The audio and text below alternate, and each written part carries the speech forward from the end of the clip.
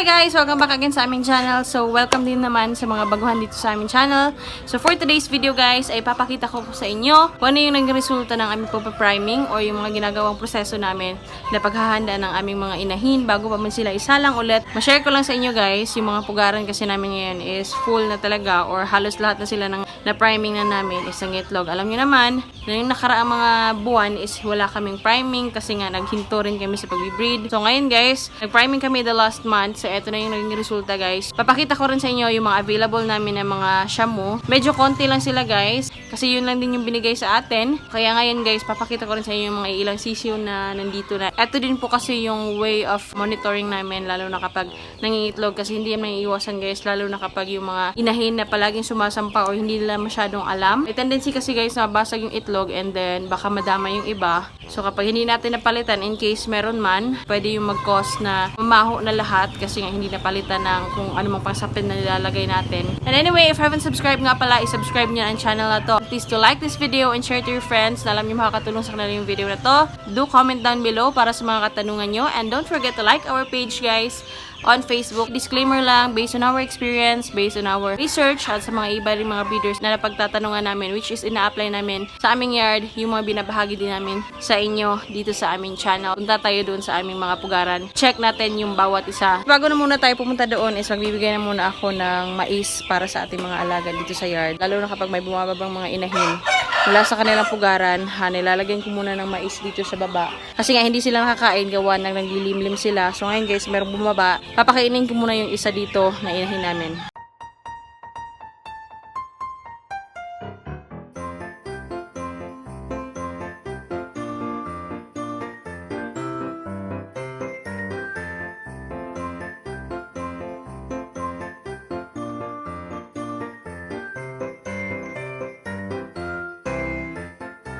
Guys, magdadala tayo ng pagkain para sa ating mga sisiyo para makakain na since tanghali na rin. Ito guys, ito yung mga sisiyo na merong mga ilang pwede natin ma-dispose.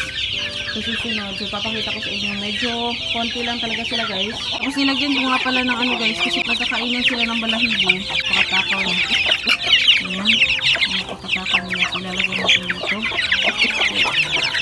Ayan. So, Galimax na yung binibigay ko sa kanila guys. Malalaki na rin kasi ito. Ayan po. Ayan na po yung ating mga sisiyo na pwedeng ma-dispose. Tulad nito, ayan, isa tong ano guys, shamu asil to. So, ayan o, nagkakainan na kasi sila ng buntot. Kaya nilagyan ko lang ganun para at least kung meron mang magkakainan is medyo ma-busy sila doon o napunta yung kanilang attention. Ito rin shamu asil dito guys, pero parang babae ito. Ayan. Yun guys, oh, meron din siyang tag. So, meron pa isa ata dito. Ito guys, isa itong Brazilian. Ayan po. Anak to ni Mira, tsaka ni Zoro. So, ito yung ilang din. So, yung iba dyan guys, nakakarami dito is native na yan. Lalo na itong mga maiitim. Basilan to guys, crossed shamu. Ayan, so ito yung mga resulta ng priming natin guys. At the same time, kapag na-cross din si shamu guys, ay malalaki talaga yung ulo. Kung mapapansin nyo. Ayan po. So, papakainin naman natin yung ibang sisiyo.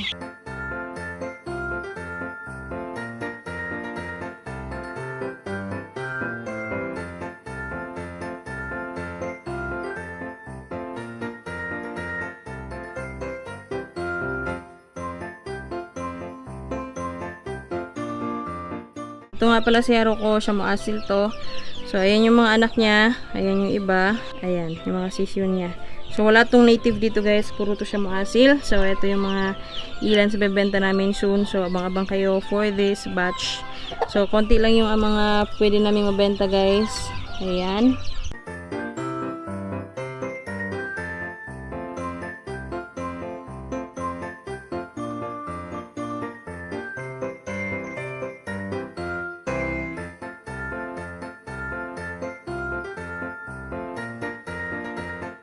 Isa itong shamu asil guys. Ayan, may cable tie siya. Ito pala yung isa. Ayan. Ayan, medyo malalaki yung mga puwet nila guys kasi matataba. Ayan. Ito. Ayan. Napakaganda ng kanyang pagmukha. Short beak din kasi ito guys oh. So, yan yung mga sisiyo namin dito guys na native and then mga shamu asil. Tulad dito guys, yung mga itim. Tapos with basilan to guys, tapos shamu. Ayan guys, malalaki yung mukha nila. Ayan. So, matataba yung puwet, yung paa. Ayan. Napakalaki ng mga paa. So, ganyan yung kinaganda ng mga cross ng shamu. Bilis laki. Bilis kita. Pasensyahan nyo kung medyo maingay kasi normal naman din talaga kapag nag-aalaga tayo ng mga hayop. So ngayon, papakita ko yung mga ilang nanay nila guys na nangingitlog na. Tulad nito, nanay kasi nito is nangingitlog na. Ganyan kasi mga ginagamit namin guys. Ang ginawa ko, pinako ko lang yung iba. Yung iba naman is tinali ko lang para at least okay. Hindi siya masyadong magalaw lalo na kapag sumasampay yung ating mga inahin. Kita natin kung ano yung mga laman or kung meron bang mga ilan na mga nabiyak or kailangan ba natin palitan ng mga pansapin. Nilagay namin yung mga ilang paitlugan guys sa ibabaw. Ito yung mga nilalagyan ng tuyo guys na kung saan hindi na nila ginagamit. 4, 1, 2, 3, 4. Tapos sa isang kulungan naman nito, 4 din. Ayan, 1, 2, 3. Tapos dun sa likod, ayan, 4. So yung dito naman banda guys, ayan. So isa ito, tapos isa din doon. Meron pang isa na available. Wala pa nangingitlog dyan guys. So dito I believe meron na. Nakita ko na yun kahapon. So dito naman, so far guys, 12 baskets ang meron kami dito na pwedeng paitlogan ng aming mga inahin. Tingnan na muna natin bawat isa yung basket natin. Wala pa dito guys, ayan. Wala pang egg. So ginawa ko lang to guys or nilagyan ko lang ng straw, ayan. So yung kabila guys, wala pa yun. Doon wala yun. Yung dito naman guys, meron 2. So far dito is walang nabiyak. So ito yung native din ito. Ayan, native ito na eggs guys. So far 2. Dito naman guys sa kabila is meron tayong 3. So far tuyo naman, wala namang nabasag. Yung dito naman guys, tulad ng ganyan. Ayan. So napakarami ng ipot. Meron palang nabasag guys. Gagawin natin dito is papalitan natin para maging matuyo. And then pwede na siya makapangitlog. So ayan, kukuha na muna tayo ng sako guys kasi hindi to pwede itong ganito na ayan medyo basa guys. Madadamay yung iba. So, lilinisin ko muna to guys. So balik lang ko mamaya kapag natapos ko na to.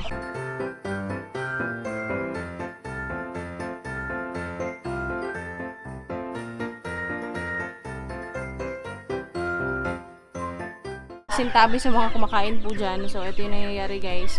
Kapag hindi na monitor. Buti na lang talaga guys is nakita natin agad-agad. So, yung kabilang box guys is nilagyan ko ng markings yung kay Mira guys. Kasi from breeding pen kasi ito talaga na itlog. Napakarami na ng egg ni Mira. So, meron ng 2, 4, 6, 8, 10, 11 eggs na yung kay Mira guys. Tapos merong 3 hindi sa kanya.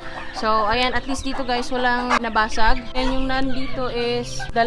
So, yes, tama ito 2 guys since kahapon ako naglagay sa kanya dito. Kasi kahapon siya nag-start nag-egg guys. Ayan, naglilimlim yung isa nating manok. Ayan, medyo masungit to. So, confident ako sa inahin na to guys na wala siyang nabasag kasi maganda kasi itong lumimlim guys. Aangat ko lang siya para sure tayo.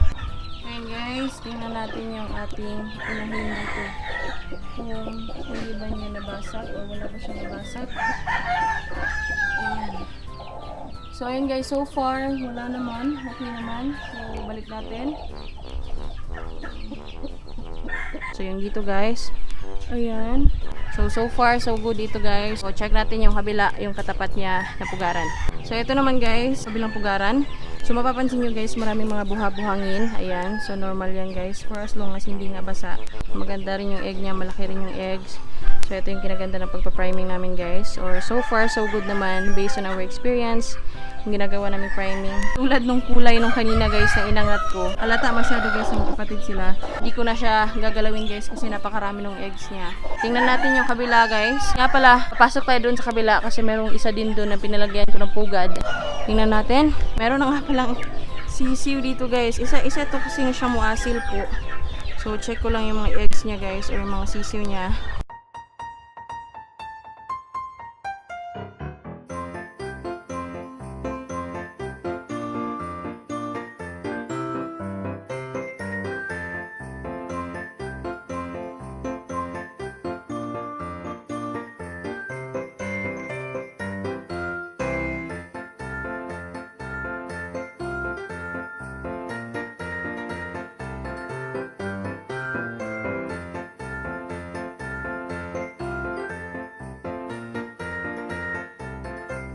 Ayan guys, medyo hindi naging okay yung isa nating sisiw. Ayan guys, oh. So kinuha ko na lang siya sa shell kasi may chance pa kasi na mabuhay. So, kapag ganyan, kinukuha ko na lang. Yung iba naman na sisiw, ayan, okay na. Tulad yan. Okay. First time pa kasi nito guys, so kaya ayan, medyo hindi pa masyadong maganda. Okay na rin kahit papano. Dalawa lang yung naging problema ko dun nga sa mga napisa na or nag-start ng namisa ng mga sisiw. And isa pa, yung kanina na merong uipot. Sa iba, wala naman. So, okay na rin yun. So, ngayon nga naman guys, titingnan ko na muna sa likod kasi meron din ako nilagyan na pugaran doon kasi nga on breeding na rin kasi yung mga Belgian namin. Nakirinos na muna namin kay Luffy. So, tingnan ko na muna kasi nangingitlog na yun guys and baka meron naman siyang nabasag. Ayan, ito mga ano lang to guys, buha-buhangin. Hindi naman siya basa. So, nilagyan ko rin ng cream kasi si cream yung una ng itlog. Hindi naman basa and wala naman din napisa. So, at least we're good to go here or okay tayo dito, banda. Ayun nga pala sila Luffy guys, tsaka yung si Cookies. Guys, ayun guys, oh, si Cream, nandoon sa may sapa. Ayan, tsaka yung si Verana guys, yung tanaka namin dito na old. Ayan kasi yung nangingitlog doon, si Cream. Ayan, kaya tiningnan ko talaga baka kasi meron siyang nadaganan. Sayang yung itlog. So ayan guys, oh, nag-o-observe din siya sa akin. Na-monitor ko na sila lahat. So yun yung ginagawa ko guys. So anyway, shoutout muna ako ng mga viewers natin na nanonood dyan. So shoutout nga pala to Crafty Panda TV. And also to Lisel Belandres na kung saan gumamit daw tayo ng Dysolac Forte in case na meron tayong mga sipon sa ating mga alaga. Salamat nga pala sa advice po. Shoutout din kay Haji Mangko. Also kay Vince Loha. Shoutout din kay Undoy Suarez from Cagayan de Oro. Pinapa-shoutout din ni Sir Mark, ang Team Baskugan Langga from Rojas City. To JR Channel. Shoutout din sa iyo, Ivan Gisera from Puerto Princesa. Hi din sa iyo, Sir Son Tanyala. To Sir Jonathan Maranjo from Sagay City. Shoutout din kay Nonoy Rivera from Escalante City. Shoutout din sa iyo, Sir Marvin Janson from Albuera, Leyte. To Iloilo Basketball TV. Shoutout din ka Alum Glass TV. Finally, to Sir Kent Brian Gule. Guys, yun lang yung aming shoutout. Thank you nga pala sa lahat ng mga nag-aabang na aming shoutout dito. And anyway, kung gusto nyo ma-shoutout in our next video, please leave your shoutout or yung names nyo and so with your location para at least ma-acknowledge namin kayo here in our channel. So yun lang yung aming video for today guys. Sana again nag-enjoy kayo. And if you haven't subscribed in our channel again, please do consider subscribing and please do like this video and share to your friends. Do comment down below para sa mga katanungan nyo and please don't forget to like our page on Facebook guys. Ayan lang po and please stay safe, stay home. Goodbye guys. Peace out everybody. Bye.